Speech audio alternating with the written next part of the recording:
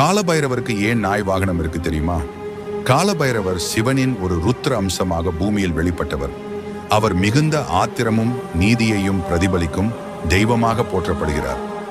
காலபைரவரின் வாகனமாக நாய் இருப்பதற்கான பல காரணங்கள் சொல்லப்படுகின்றன.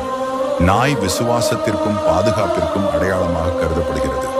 காலபைரவர் யமன் போன்ற இறப்பு தேவதைகளை கட்டுப்படுத்தக்கூடிய சக்தி கொண்டவர் என்பதால் அவருடைய வாகனமாக நாய் இருப்பது சமய ரீதியாக பொருந்தும். நாய் இரவிலும் கண்விழித்து காவல் காப்பதால் காலபைரவரும் புவியியல் காலத்தை கட்டுப்படுத்துபவர் என்ற அடையாளமாக இதை குறிப்பிடலாம். மேலும் சமய தத்துவங்களில் நாய் பாவங்களையும் கர்ம வினைகளையும் அழிக்கும் சக்தி பெற்றது என்பார்கள்.